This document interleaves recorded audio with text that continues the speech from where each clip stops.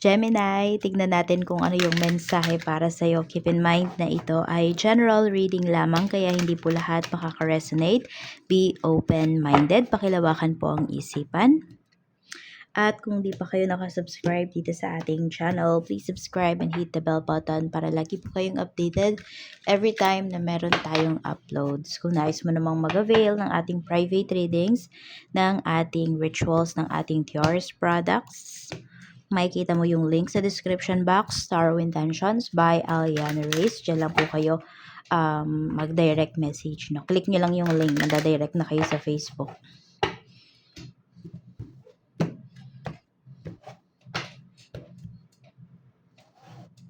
Pwede nyo rin pong panoorin yung inyong other signs, Moon, Rising, and Venus. So, meron tayong empowerment, fertility, and courage. Let's see, saan ba yung aspect ng life ninyo?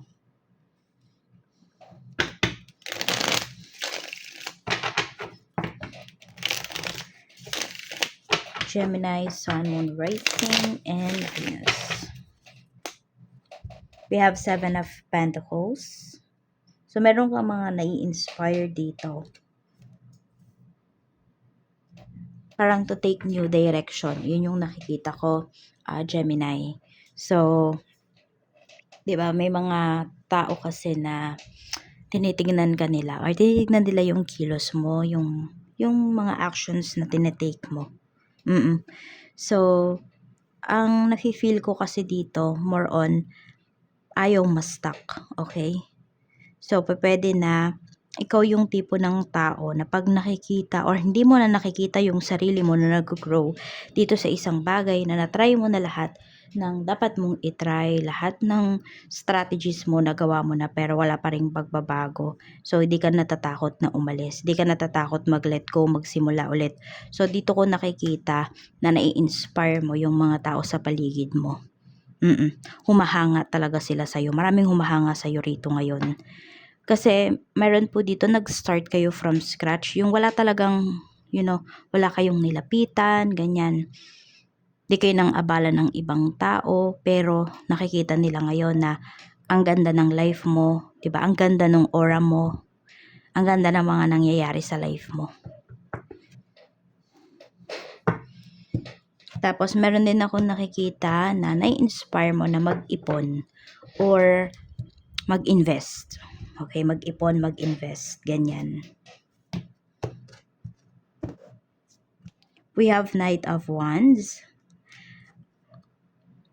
Hindi ko alam kung fertile ba yung iba sa inyo rito. Pero, yan po, kung may tatry dito na magkaroon ng baby, ayan po, maganda yung pinapakita. Pwedeng 8 days from now, or it could be ngayon, at bilang pa kayo ng 8 days, marami po sa inyo ay fertile kayo ngayon, hanggang 8 days. Para depende nga yan sa cycle po ninyo, pero pinapakita rito, kung kayo nga po ay nagtatry, hoping kayo for a baby, maganda yung sign na to.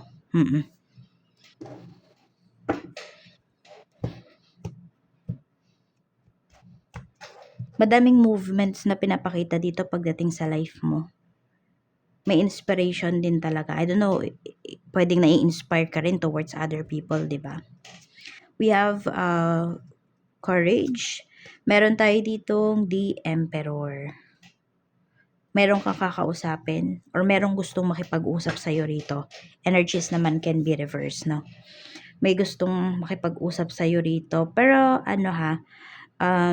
nakikita ko naman sa pag-uusap na to, yung magiging outcome ng pag-uusap nyo nung tao na to, hindi ka naman mai-stress. Actually, magkakaroon ka ng peace of mind.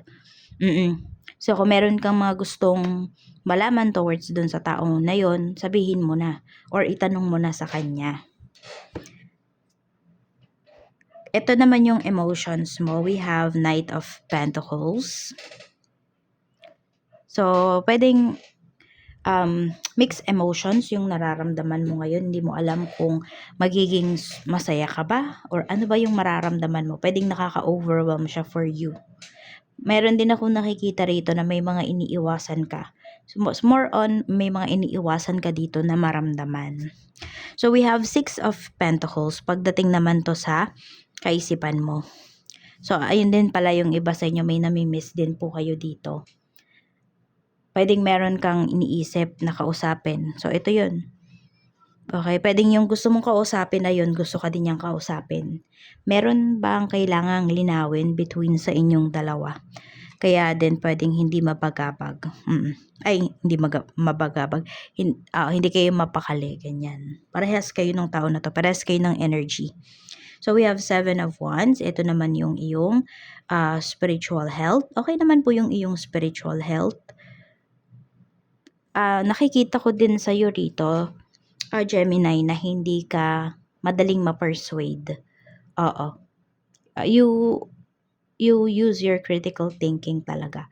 Pagdating dito sa mga, yan, sa mga nalalaman mo, ayan, sa mga inaalam mo, sa mga inaaral mo. Yan yung nakikita ko sa'yo dito. Tapos yun nga, sabi ko nga, diba, di ka madaling ma-persuade. Kaya kapag may napanood ka, or mayroong sinabi sa'yo yung isang tao, hindi ka talaga basta-basta naniniwala, ganyan. Oo.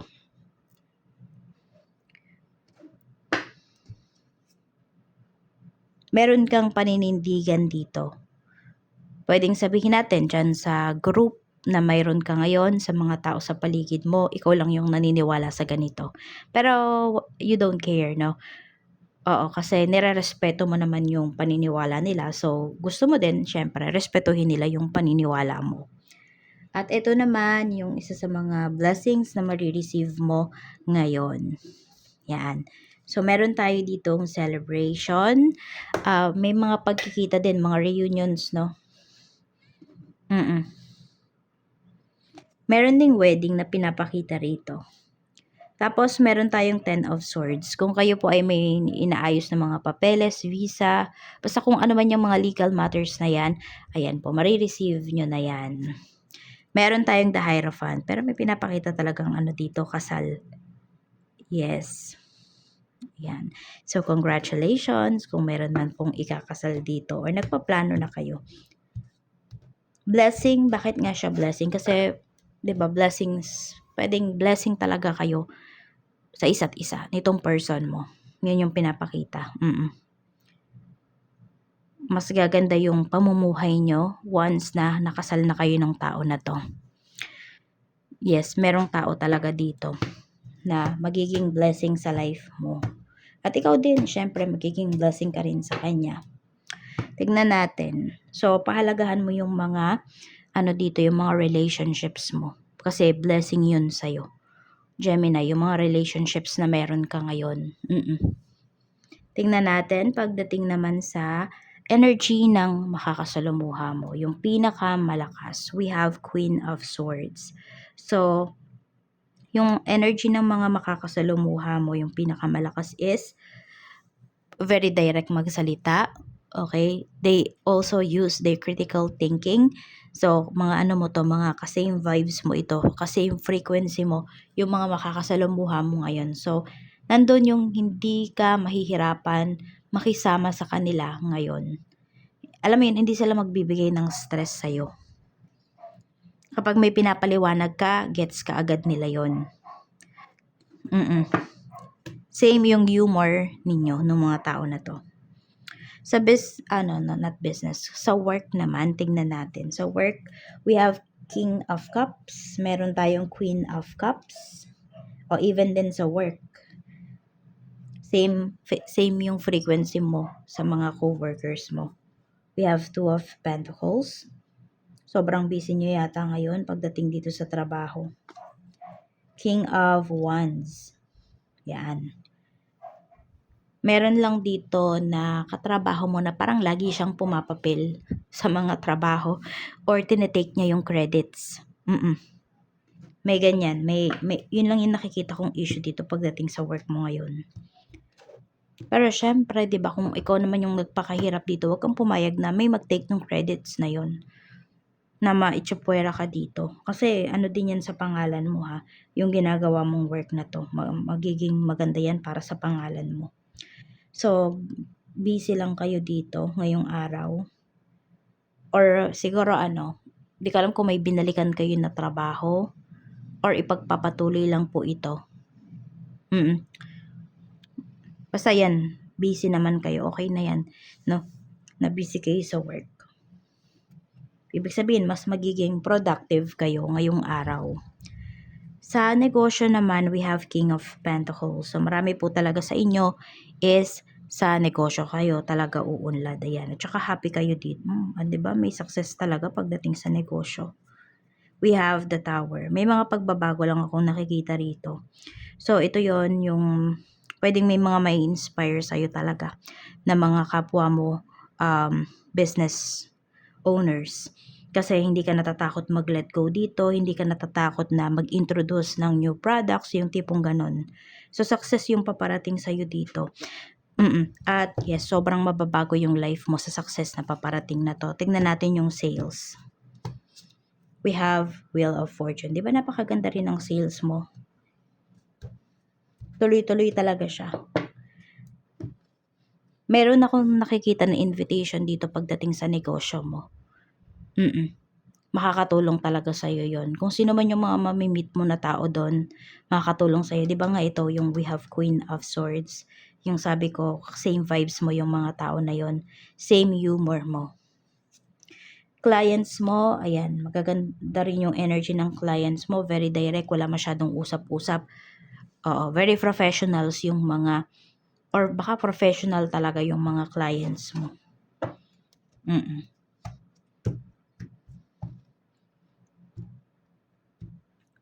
Nakikita ko dito, matanong yung mga clients mo, but alam mo yun, may sense naman yung mga tinatanong nila. Yung hindi obvious ba, ganyan po. Oo. Kaya, kailangan alam mo talaga yung products mo, 'di ba? Alam mo yung details ng products mo para di ka naman mapahiya dito, or even yung mga staffs mo dapat alam nila kung ano ba yung business mo, 'di ba? Basta dapat alam nila lahat kasi pwedeng meron nga dito matanong pero may sense yung mga tanong. Kasi 'di ba may mga clients na nandiyan na sa harap nila lahat, even yung price tinatanong pa. Nandiyan na nga, 'di ba? Basahin, intindihin. Yan, pero meron dito, ayan, matutuwa ka naman dito sa mga clients mo na to kasi hindi sila nagtatanong para lang usisain ka or what, makichika. Nagtatanong yan kasi interested talaga sila dito sa products mo at bibili talaga sila. Tignan natin.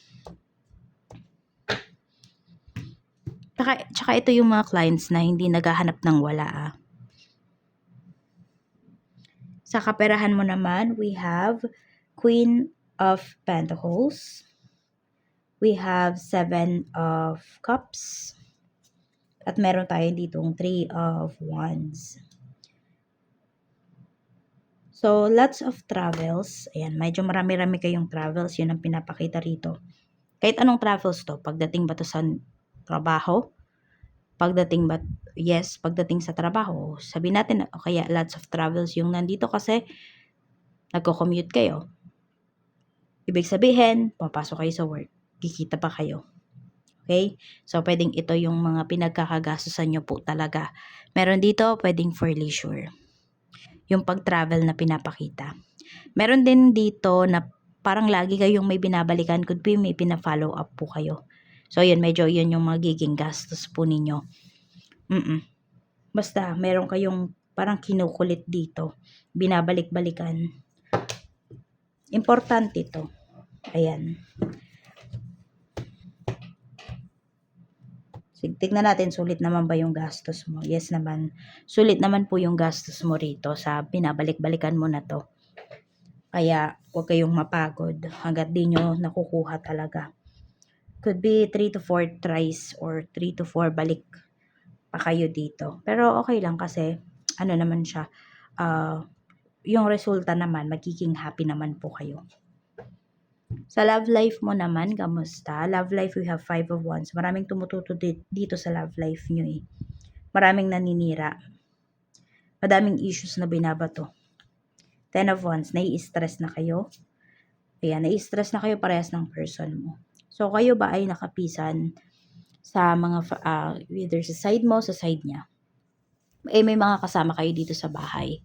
Okay? Or pwede naman na hindi pa kayo nagsasama nitong person mo. Pero yun nga, may mga naninira. Puwedeng yung person mo nirereto siya sa iba, ikaw nirereto ka sa iba nung family mo, nung friends mo. So, marami po dito hindi tanggap yung relationship ninyo. Ayan, may stress na pinapakita, oh, Kung kayo naman ay mag-asawa, may mga problems dito kayo na kinakaharap na madami kasing nakikialam sa problema niyo, eh. So, next time 'pag nagkaproblema po kayo, huwag niyo munang ipaalam sa iba. Kung kaya niyong or hangga't kaya niyo pong solusyonan na kayong dalawa lang ng asawa mo, ng kayong dalawa lang ng person mo, kayo lang muna po, na huwag muna kayong magbibigay ng information towards other people. Yes, kasi ano, eh, mas nagiging magulo. Mas di niyo napagtutuunan ng pansin yung real issues. We have the Fool. We have 9 of Wands. So, yung person mo, ayan, parang dahil nga puro stress yung nandito sa inyong relationship, parang gusto niya munang mag-unwind. Or sige, mag-unwind muna siguro kayong dalawa. Pero kung siya lang 'to, ayan po, feeling mo napakadami niyang tinatago sa'yo ngayon. Kasi nabu-burnout na rin siya, eh, dito sa nangyayari. We have the Magician, mahal ka pa rin ng person mo, pero dahil nga puro problems yung inyong relationship, bumabagsak yung defense ng person mo. So, possible ha, kapag mayroong nagkagusto sa kanya, puwedeng magayuma yung person mo.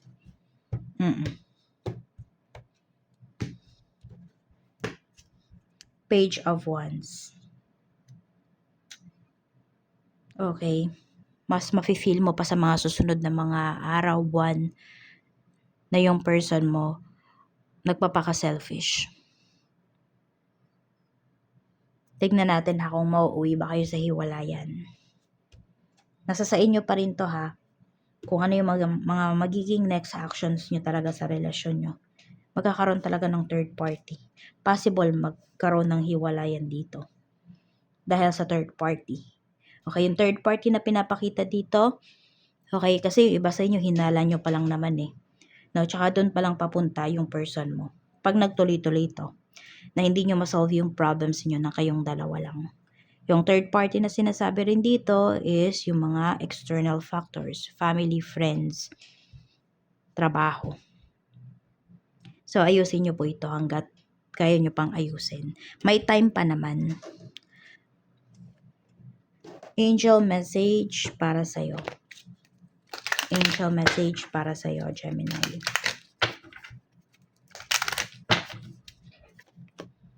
We have brilliant idea mula ito kay Archangel Uriel. Yes, your idea is divinely guided. Please take action to bring your idea to fruition. Ayan po. So, kung gusto nyo na may resulta kayo na ma-receive, diba, kailangan lang maging handa kayo. At kung ano man tong naiisip ninyo, eh sabi naman, divinely guided po kayo. Pero syempre, dapat maging, maging prepared ka pa rin dun sa magiging resulta. Kung positive ba yan or negative. Basta maging prepared ka. And kung ano man yung gagawin mo na action, dapat wala kang pagsisisihan. Dapat ready ka talaga. So, yan lang po yung mensahe para sa iyo, Gemini. Maraming salamat. Ingat ka always and see you again on my next video.